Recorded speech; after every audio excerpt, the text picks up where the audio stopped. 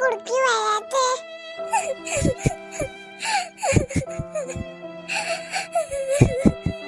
അമ്മ എന്തിനാ കരയണേ? കുടുക്കിടി വരില്ലേ? ഇങ്ങോട്ട് വാ കുണുക്ക, ഹാൻഡി എടുക്കാം.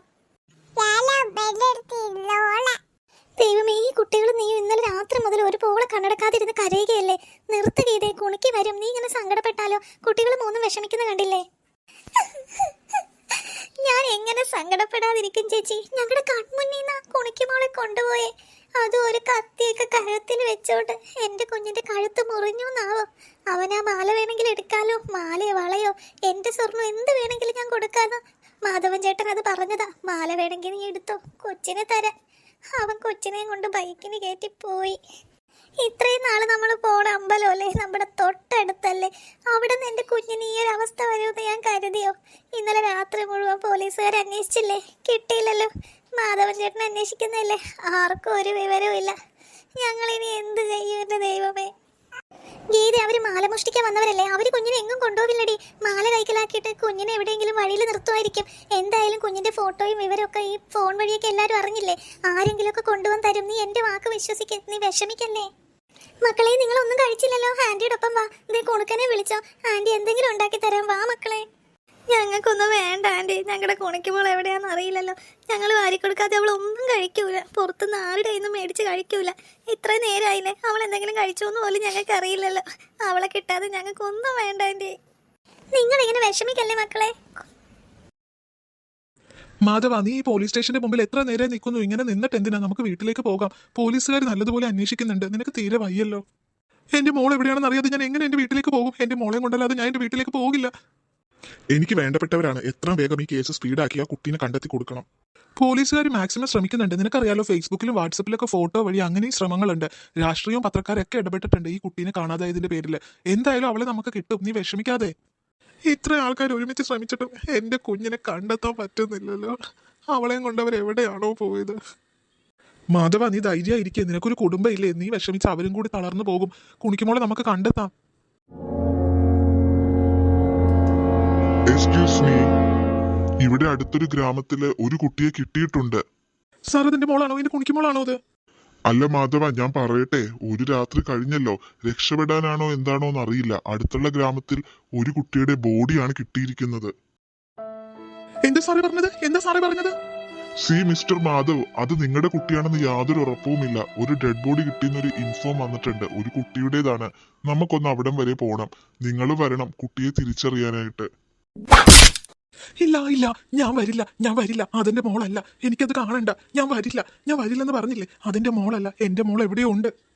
മാധവ്, നിങ്ങൾ ഒന്ന് സമാധാനിക്കൂ. നമുക്ക് എത്രയും വേഗം അങ്ങോട്ടേക്ക് എത്തണം. ഇദ്ദേഹത്തെ പിടിച്ചെണീപ്പിക്കൂ. ഇദ്ദേഹത്തെയും കൂട്ടി വേണം അങ്ങോട്ട് പോകാനായിട്ട്. ദൈവമേ, ആ കുട്ടി എവിടെയാണെന്നാവോ? നേരം വൈകുവാണല്ലോ. തേടി മാധവൻ ചേട്ടന്റെ അമ്മ. എന്തായി? എന്റെ മോളെ പറ്റി വല്ല വിവരവും കിട്ടിയോ? ഇല്ല ആന്റി, ഇന്നലെ രാത്രി മുതൽ ഗീതയും മക്കളും അകത്തിരുന്ന് കരച്ചില്ല. മാധവൻ ചേട്ടൻ പോലീസ് സ്റ്റേഷനിൽ എവിടെയോ പോയിട്ടുണ്ട്. ഒരു വിവരവും ഇല്ല. ഗീതയും മക്കളും അവിടെ ഇരുന്ന് കരച്ചില്ലേ. അതൊന്നും എൻ്റെ അടുത്ത് പറയാൻ നിൽക്കണ്ട. അവളുടെ മുമ്പിൽ കൂടിയല്ലേ കൊച്ചിനെ കൊണ്ടുപോയത്.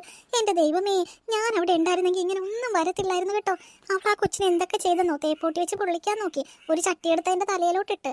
ആ കുണിക്കുമോൾ ഒരുപാട് തവണ ആശുപത്രിയിലായിട്ടുണ്ട്. ഇല്ലെങ്കിൽ നിങ്ങൾ ആശുപത്രിയിൽ അന്വേഷിക്കുക. അപ്പം അറിയാലോ. ഇപ്പം ദേ അതിനെ കാണാതെയും പോയി. ഇവളുമാർക്ക് ആ കൊച്ചിനോട് ഇഷ്ടമില്ലെന്നാ തോന്നുന്നേ. എന്തിനാ ആന്റി ഇങ്ങനെയൊക്കെ പറയണേ? ഗീത പൊന്നു പോലെ ആ മോളെ നോക്കുന്നേ. അയ്യോ, പൊന്നു പോലെ. എന്നിട്ട് ആ മോൾ എവിടെ?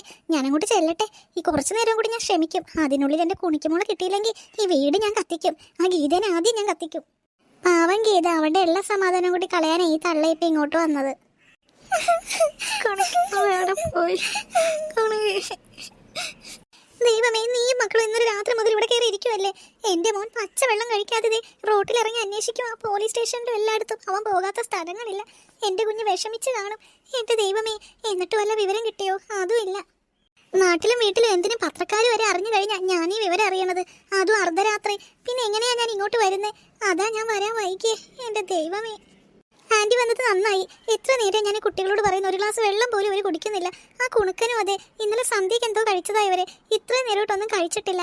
ആ കുട്ടികൾക്ക് എന്തെങ്കിലും ഒന്ന് കൊടുക്കുക ആന്റി. ഞാൻ പറഞ്ഞിട്ട് കേൾക്കുന്നില്ല. എന്റെ പിള്ളേരെ, നിങ്ങളിങ്ങനെ കഴിക്കാതെ പട്ടിണി കിടന്നിട്ട് എന്തിനാ? എല്ലാ നേരത്തെ എന്തെങ്കിലും പോയി കഴിക്കാൻ നോക്ക്. അല്ലെങ്കിൽ ഇവിടെ നിന്ന് മരുന്നിന് കൊണ്ടുപോകാനൊക്കെ ആരാ? എൻ്റെ മോൻ റോട്ടിൽ നിൽക്കുമല്ലേ നട്ടപ്പാതിരാത്രി മുഴുവനും.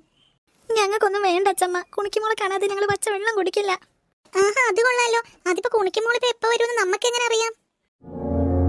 നിനക്കറിയോ എന്റെ നാത്തൂന്റെ മോള് ദേവകി, അവളെ 3 വയസ്സിൽ കാണാതായതാ. ഇപ്പതേ 30 വർഷം കഴിഞ്ഞു, അവളുടെ പൊടി പോലും ഇല്ല. ഇവരിനി 30 വർഷം കഴിക്കാണ്ടിരിക്കോ അങ്ങനെ എങ്ങാനും ആണെങ്കില്? അമ്മേ, പറയുന്നോണ്ടൊന്നും തോന്നരുത്. ഈ കള്ളന്മാരുടെ കൈ കിട്ടിയാ ഇപ്പൊ തന്നെ നിന്റെ കയ്യിലോട്ട് കൊണ്ടുവന്ന് തരുമെന്ന് പറഞ്ഞിരിക്കുവാണോ നീ? നിങ്ങളുടെ നാത്തൂന്റെ മോളെ കാണാതെ പോയ കാലമൊന്നും അല്ല ഇത്. ഇതേ 10-30 വർഷം കഴിഞ്ഞു. അന്ന് ഫേസ്ബുക്കും വാട്സപ്പും അങ്ങനെയൊന്നും ഇല്ലല്ലോ. ഇന്ന് ഈ കുട്ടിയുടെ ഫോട്ടോ എല്ലായിടത്തും എത്തിയിട്ടുണ്ട്, ഓരോ മുക്കിലും മൂലയിലും. എന്തായാലും ഈ കുട്ടീനെ കിട്ടും. നാട്ടുകാരെല്ലാരും ഇറങ്ങിയിട്ടുണ്ട്. എന്നിട്ട് എവിടെ? ഒരു പാതിരാത്രി മുഴുവൻ നോക്കിയിട്ട് കൊച്ചെവിടെ? പിന്നെ വാട്സപ്പിലെ ഫോട്ടോയുടെ കാര്യമൊന്നും എന്നോട് പറയണ്ട. ആ ഫോട്ടോ ഞാനും കണ്ടു, നല്ല മിടുക്കി ആയിട്ടുള്ള ഫോട്ടോ. പിച്ചക്കാരുടെ കൈ കിട്ടി അങ്ങനെയാ. കിട്ടുന്ന നിമിഷം തന്നെ അവര് വല്ല കണ്ണോ കാലോ ഒക്കെ കുത്തിയെടുത്ത് വെട്ടിക്കീറി വല്ല പൊള്ളിച്ചൊക്കെ അപ്പൊ തന്നെ രൂപം മാറ്റില്ലേ?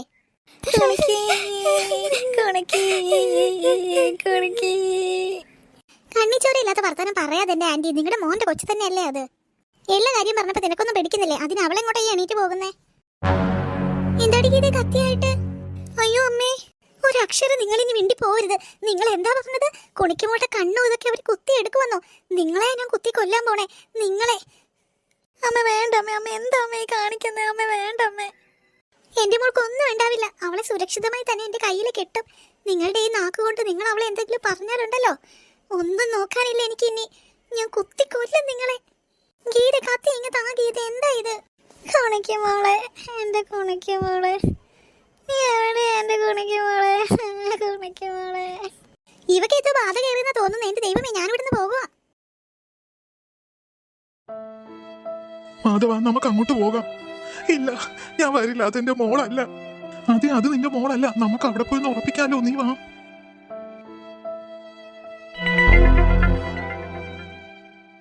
ചേട്ടൻ, ഞാൻ പറഞ്ഞില്ലേ ഇതെന്റെ മോളല്ല.